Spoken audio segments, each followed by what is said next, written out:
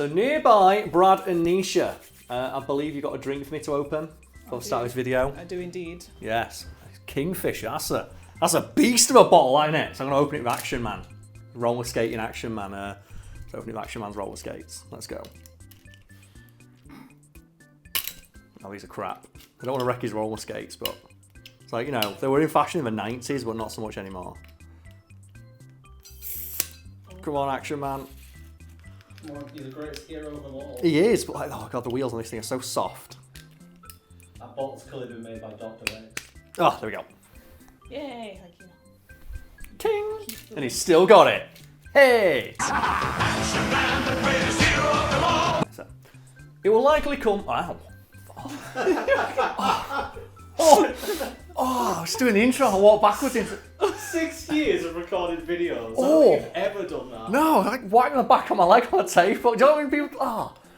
Whew. It will likely come as no surprise to regular viewers of this channel that we love RoboCop here at Fiend. And in fact, we love RoboCop so much we've run out of things to talk about RoboCop. So I'm forced to talk about the 2014 reboot of RoboCop. I didn't know that's what we were talking about today. Yeah, specifically how one of the most maligned aspects of the RoboCop redesign was explained away in a deleted scene. That's helpful then, isn't it? This is the hand, isn't it? It is the hand. But before that, let's just talk about RoboCop, because I don't want to talk. I want to spend as much time not talking about the reboot as I can. In Karl's head, there's like an awesomeness scale. We need to get it to the top so that when we talk about the shit one, it doesn't go too far down. Well, that's the thing. I love RoboCop. Like, you know, it's not just something we Really? talk about a lot on the channel. I love RoboCop. I've got this. You know, I've got like the DVD. I think this is a Blu-ray. Actually, is it Blu-ray? Actually, no. This is the. Yeah, I think it's the DVD, but it has all the extras on it. So I rewatch like the film and the documentary once a year. Actually, I forgot. I should have this. One sec. Just. And then directly above my bed is this. This is legit above my bed. So if anyone ever stays in my house, like any naked RoboCop, like any ladies who come visit me in my house, this is above my bed. Isn't that great? That's a really cool poster, isn't it? I don't know where I got it from, but I love it. Are you also going to show off that RoboCop tattoo that's on your arse? Nope. But yeah, that's like, no, that's, well, I love Just for RoboCop us. and the original film. Just for us. Well, it is legitimately one of my favourite films. Bad language makes for bad feeling.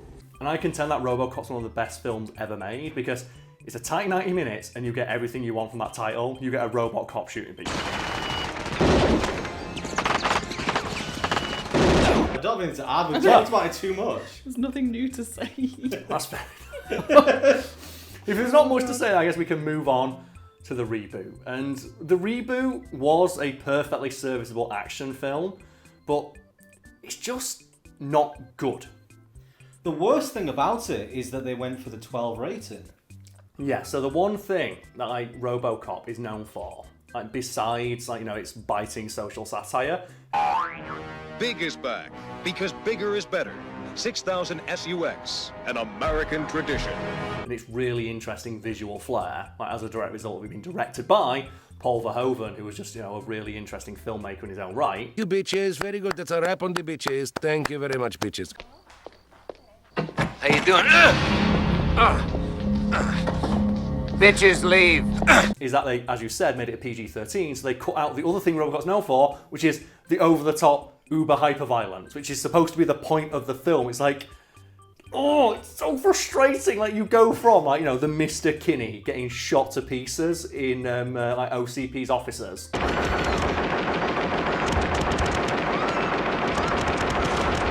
want to call a goddamn paramedic? Let's go, Johnson. You pull a plug on this thing? To, like, people just falling down as they get hit by bullets. It's like, it's just not the same.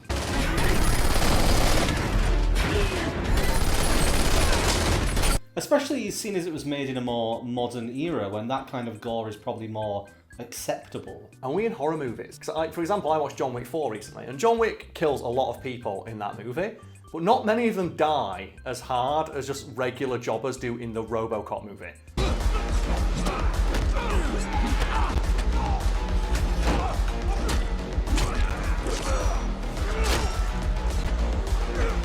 Yeah, I think that kind of gore is often played for laughs in action films now, like in the Kingsman series. But even then, like the Kingsman series, like how many people like actually get violently killed? Like how many people do you see squibs on, for example?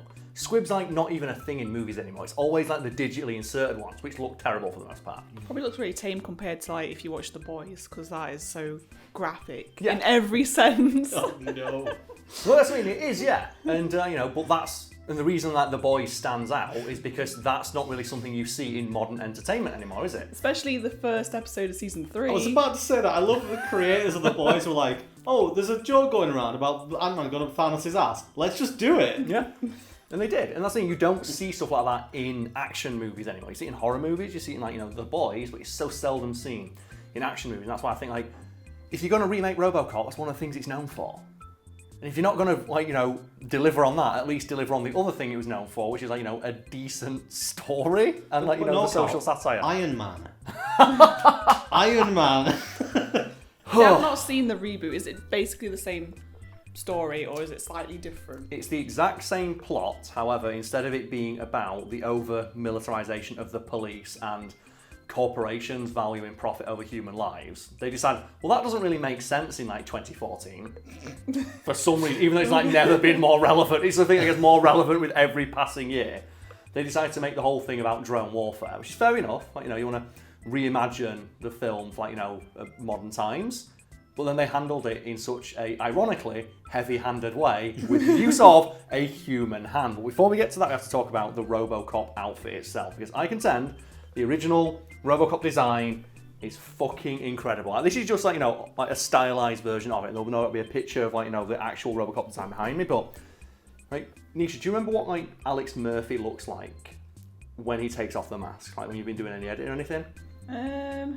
In the reboot one. In the original, because I've got it on my screen. Isn't he here. like just a face? It is a face stretched over a human, so I can just turn around like my so monitor. it's kind of creepy because like doesn't he realise he's not? It's like you look a at human. that. Like, look at the effects on that.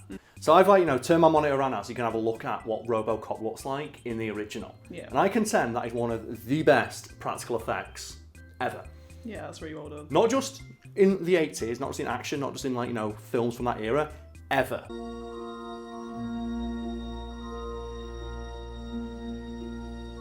It's really good to see you again, Murphy.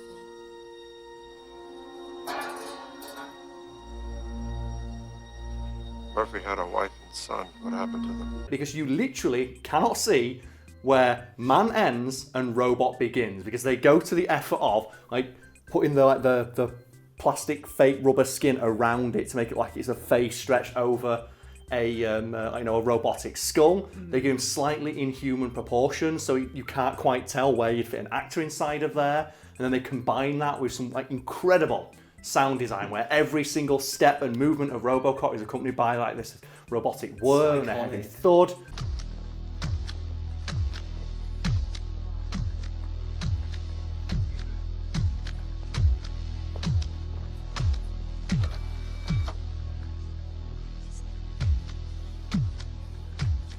What is this shit? Then you've got the performance of Peter Weller, who originally trained to do like mime work because he wanted to move really smoothly. So he thought, oh, a robot would move with inhumanly perfect precision. That didn't really work because he couldn't fit inside the costumes. What he did instead is he decided to make jerky, deliberate movements. So still the efficiency of the machine, but just like instead of like the robot dance, then you accompany that with the practical effects and like the sound design. It feels like there is a man trapped inside of the machine. Now I'm just going to scroll down to the version we got in the 2014 reboot. But just keep that in mind there. Yep. Right, just tell me what you think when you see that. Oh no. So what do you see? That's so much worse than I remember it. So what does that look like, Nisha? It just looks like a guy wearing a balaclava. Yeah, that's me. He looks like a guy wearing like an Iron Man suit. Yeah, it just looks like his face is underneath a helmet. Yeah. With like a like a balaclava around it. That's it. There's no machine like parts of it. And that's what is so frustrating. Like, the design of RoboCop isn't as good. Like, it was better 30 years ago. Like, you look at it and you can see there'll be pictures behind me for the audience, and I'm like, it is criminal how bad it is. Because the one in the 80s, like, you see the skin stretched over the things, like, how did they do? And obviously it's just they put rubber skin on his face, but it's like, yeah, it looks like they just got a dead guy's face and stretched it over a robot skull, which is what they do inside the film. In the 2014 one, you can just tell it's Joel Kinnaman wearing a plastic costume. And you can see, like, you can literally see the snood where they keep his head inside of it. It's so bad. You think, with reboots, you have so much more technology and more access. Exactly. It should be better. Well, they even do the thing where they show him without the armour on, and that is a horrifying scene. Yeah. But it's bad CGI. Yeah, you see his like head and his lungs and stuff. I think I saw that tried to get that clip. But then they do that. That's what and it completely takes you out of the film because it just looks like a guy wearing a suit, which it is, but it looks like that. Whereas, like, when I said, like, the design of the original, yeah, it's a lot clunkier, it's not as sleek, but its clunkiness is actually kind of genius, because as I mentioned, it has slightly inhuman proportion, like the shoulders come up here. And it's like when you look at, like, Space Marine armour from Warhammer or Samus Aran's armour, it's like, the proportions are slightly inhuman, so you can't quite think how a human would get in there, which sells them as, like, this otherworldly, like, alien being, or in this case, like, not quite human, or not quite enough humanity in there. Mm-hmm. If I remember correctly, doesn't he spend a lot of the film with his face out as well? Yep. Yeah. Like, they never put the helmet over. No, He does it when he goes into like action mode. Yeah, and that's because they wanted Joel Kinnaman to be able to act and emote properly, even though he's playing a fucking robot. That's the thing as well, and I don't mind the twist they do in the film of, well, the original RoboCop is Alex Murphy has all his emotions stripped away, and it's him slowly regaining his humanity. They turn it on its head in the new one, and it's he's human from the start, and then they slowly strip it away to make him more robotic. The problem is that, like I said, he had his face out the entire time.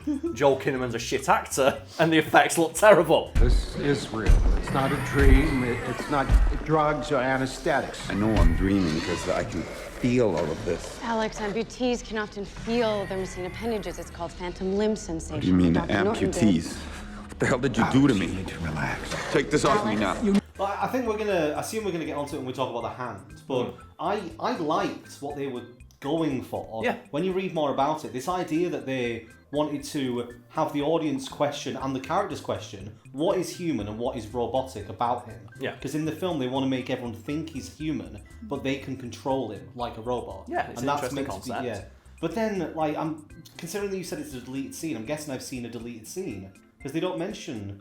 Like, the idea of wanting him to look human to people. Well, no, yeah, they do mention that in, like, the base film, but specifically they never talk about the hand. So, Brad, would you like to talk about the hand? So, all that remains of... is he called Alex Murphy? In the Alex reboot? Murphy. Yeah. All that remains of Alex Murphy in the reboot is, I think, the face, the lungs, part of his system, and one hand. One hand, it's all that survives. And we even have the picture here, Nisha, where you can see it. And you can just look at the picture, and while you look at that, I'm going to explain, I'll explain, the meaning of the hand. So as I mentioned, it's a very, ironically, heavy-handed... No, Brad, you can stop laughing. The reason why Alex Murphy has a single hand left, as I mentioned, is ironically quite heavy-handed metaphor for drone warfare. So, when you see Alex Murphy pulling a trigger, he's pulling it with his human hand. I shoot you with 50,000 volts, which may cause respiratory failure, organ malfunction, internal burns, and loss of bowel and bladder control. And then I arrest you. And this isn't me reading too much into it, I put my film school hat on. This is the director of the film said, yeah, it's a comment on drone warfare. Because, when a drone shoots somebody, there's a human pulling that trigger, and that's what we want to represent with the design of RoboCop, with his human hand. I get it, I just don't like it, because you can look at that photo, can't you, and you think, it makes it look even more like just a guy wearing a suit. Costume. Yeah, it makes it look even worse, because it looks like he's not put the entire costume on. Just like his hair's missing a glove. Yeah.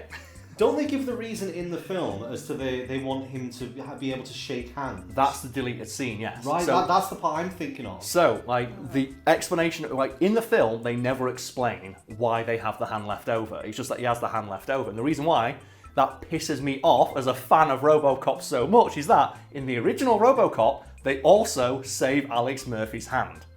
And they have a moment where they're talking about, what they've got left of Alex Murphy on, the autopsy table, of well, most of the body's destroyed, but we can save the right arm. And Bob Morton walks in and goes, why? Fuck it, get rid of it. And really? He goes, total body prosthesis. Story. We were able to save the left arm. What? I thought we agreed on total body prosthesis. Now lose the arm, okay? Jesus, Morton. Lose the arm. Shut him down. Prep him for surgery. And the obvious subtext there is, why would we let RoboCop have a weak point that can be exploited? If we give him a human hand, that's going to get shot at. Why not just replace it with a bulletproof one that can't be destroyed? I think as well, clarify before anyone says, the original RoboCop's face is still metal. Yes. It's metal with skin stretched over it. Yes. But it was something to do with it when if you looked in the mirror, then he would. And for anyone wondering, like, well, his face is a weak point, right? It's like, no, his face is bulletproof as well. It's not even his original face. They say in RoboCop 2 that they made it. They made it as a tribute to Alex Murphy and then stretched it over the robot's skull. They made this to honor him.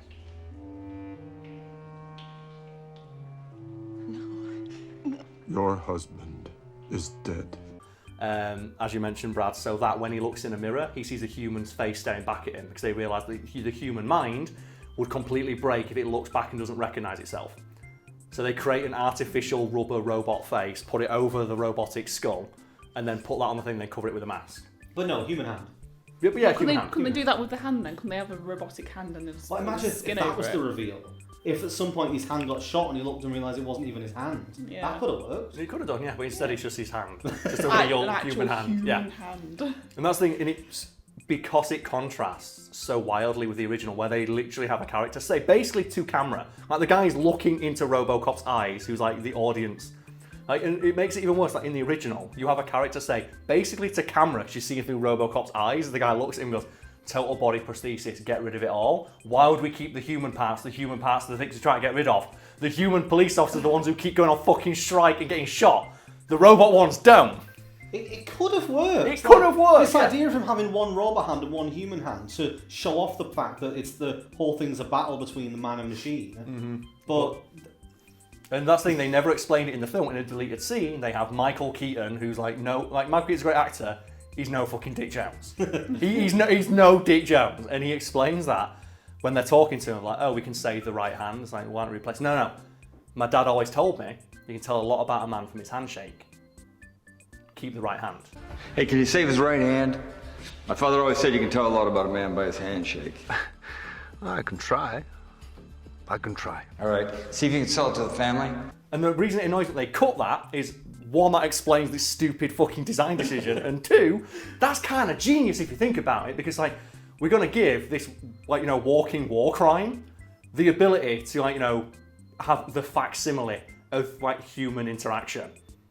And it's like we're going to give it the most superficial, human interactive capabilities possible to put people at ease, as we just put a robot on the streets that has cameras that can tell when you've committed crimes and is empowered to just abuse everyone's rights. yeah, because if you put a robot out there that obviously the government are controlling, then everyone's gonna be like, well, the government controls that. Yeah. But if you put a man out there, then that's a man, that's a hero. Yeah, but just that thing as well of oh yeah, you can shake your hand. It's like, oh, that puts me at ease. And the rest of him's bulletproof, and he pulls the gun out and starts shooting people without due process. They're like, yeah, I'm pretty chill. Yeah, Pretty chill. that's it. That going on in the background. That could have been genius, but instead they cut it out for no reason. Because it's like 30 seconds long and it explains so much. I didn't realise that none of that was mentioned. So did they just cut from him being shot to just being one-handed? On the table, yeah. And they put him in the thing, he's like...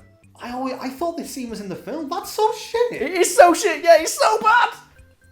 And it explains everything. Why, your point, why would you keep the hand? Exactly. The hand is terrible. Not to mention as well, the rest of his body's bulletproof, and they show bullets bouncing off him, which would bounce into his hand and just cause more damage, so you're going to have to replace it anyway. Does he because obviously the mask comes down. No. I can't remember, does No. smoke cover that? No, it never comes down. So it always looks So like... it's always out. Yeah, all the time. Just do a glove on. No, that's the thing, and I remember when they revealed this design, people thought he wasn't wearing the costume, or he was going to be like, oh, they must be doing something with CGI. Do you know when you see wearing for Mad Max, Charlize Theron wearing the green arm thing, and people were like, what's going on here? And they replaced, obviously she plays a character with one arm. People thought it was that, maybe he's got a robot arm or a gun arm. It's like, no, they just fucked it up and left it in. So it literally looks like he's walking around without his costume finished. And I hate it. I hate it so much. So we talked about, so before we get into the end discussions we often do, I'd like to mention to the audience at home that, this merch that I'm wearing right here, you can get some of that. You can pre-order it from the merch store.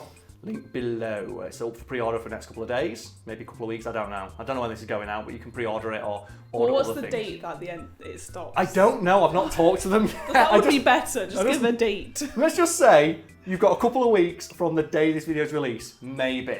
If you like the look of this shirt, you can go pre-order it, it's pretty cool. You'll be supporting my channel, we'd appreciate it. If this video ends up getting released late, fuck you. If this video ends up getting copyright struck, because every time I put RoboCop clips in, it gets copyright struck, I'm sorry.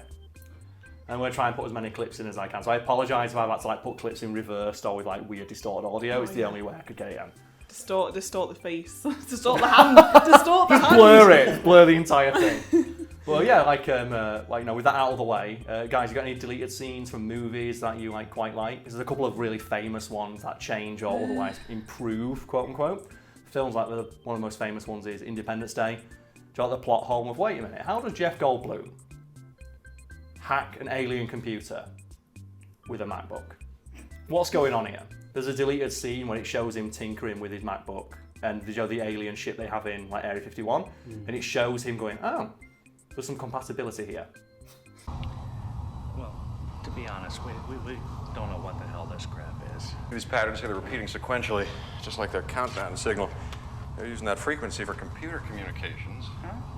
See? That's how they're coordinating their ships. Huh. You know, you're really starting to make us look bad. It's still kind of bullshit, but at least it's not coming out of nowhere where it's like, oh yeah, I suddenly figured out how to like download a virus, and it even gets like the OS to like do a little skull. It at least shows him that, he was tinkering with it and that's how he figured it out. It's not a film, and it's going back to The Boys again because it's what I've been watching recently. There was one, when the first release Soldier Boy, yes, and they go and get some food, like they're in that like motel and they go to get some food. There's a deleted scene where they come like Butcher and Huey come back, and Soldier Boy is just making out with the 60-year-old like maintenance woman, and then he just slaps her on the arse. Oh yeah. Duty calls. You have a wonderful day, darling. Come back for turn down.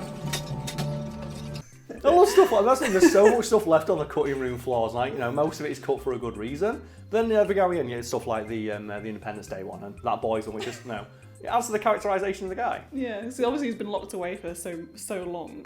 There's the Infinity War one with Hulk, where they explain where Professor Hulk came from. Oh yeah. And they just decided, we won't put that in, and then we won't explain it in any other way than we just reached an agreement, or whatever it was in the final one. It's like Infinity War and Endgame are weird ones because a lot of scenes are like, oh, why did they cut this? And there's other ones where it just brings the tone completely down, like where Tony Stark sees like his daughter in the future in like the weird like Between Worlds one which they cut, and then there's like the 3-minute long scene of everyone just going slowly kneeling for Tony, even though it's immediately followed by his funeral, which is way more like poignant and gets to the point a bit better. Hashtag kneel for Tony.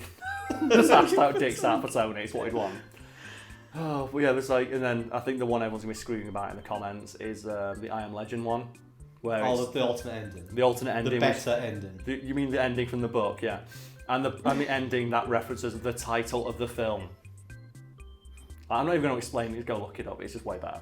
I Am Legend. Well, we're talking about deleted scenes. So, Nisha and I did a Wicker Man video, whenever this goes, a few weeks back. You guys watch that. But I didn't realise, in the Nick Cage Wicker Man, the leg-breaking scene and the bees scene weren't in the theatrical cut. Are they not? They're in so the bit like, not the bees! Yes. That's from like... The theatrical cut, they wanted to make it a 12 or a PG-13. It's a horror movie! So they got rid of those scenes, and what happens, it's the funniest thing ever, right? What happens is, the crowd move in on him. And when the crowd move in on him, it fades to the bit where they're walking towards the Wicker Man. And in the background, you just hear his voice going, "My legs! My legs!" No, not the bees! Not the bees! Ah! Oh, my eyes! My eyes! No! So you want to get away with this and stuff like that. Killing me won't bring back your goddamn honey!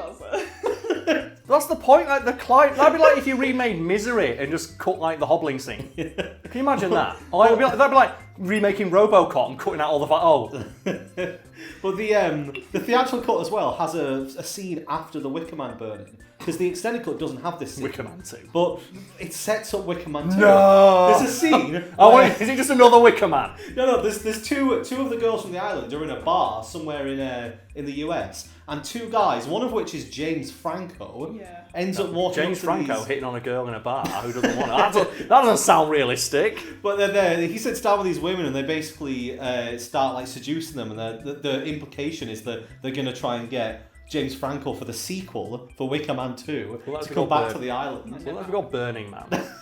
Set a Wicker Man sequel at Burning Man, it'd be awesome. Well, there is a sequel to the. Well, it's not a sequel. It's a remake. The Wicker Tree. It's not a remake either. It's meant to be like Shut up. No. adjacent. It's got Christopher Lee in it. It's a real thing. It's not.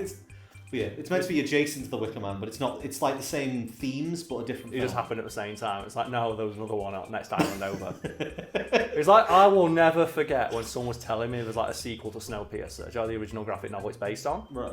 And do you know what the sequel to Snowpiercer is? Snowpiercer 2. Yeah. Another train turns up. It just the entire time there was another train and no one knew. And then it ends with like, the train ends up just leaving the tracks, and it's like, oh, they could just do that the entire time. It's like it ends like there's about 3 different trains called Snowpiercer traveling across the world chasing each other. Have you heard the song by Tom Cardy about Jurassic Park? No. Where every single one is, we go to the island, we say, oh, these creatures are beautiful and majestic, run, never go back to Dinosaur Island. Jurassic Park 2, go to Dinosaur Island. They're so beautiful, run. And it goes to like this, like 20th one. Just keep making the same mistakes. Yeah. So just the idea of these are sequels that you never thought got made. Like it's probably like a deeper pull than we should probably do for content for a wider audience. But fuck it, I like the game. It's Final Fantasy X, right. Which ends with your main character, who, spoilers, is a ghost. The classic, is a big ghost, right? And then Final Fantasy X2 is where you're going all through the game and he comes back. And then Final Fantasy X3, which hasn't been made, but is set up by the audio novel sequel to X2, where it turns out the main character who was a ghost comes back, and then the first thing he does, he sees a ball on the floor and he tries to kick it, and it turns out to be a bomb and he blows up, and he's a ghost again. And it's just like, why? And I got so annoyed because I got so invested in that series, and I was listening to it, and it's like he kicked a ball and died. I'm like, fuck's sake! What? I put like 500 hours into this game and didn't know there was a sequel to a sequel, which sets up a sequel hook of the big bad from the first game comes back and he's a ghost again. It's like, fuck's sake!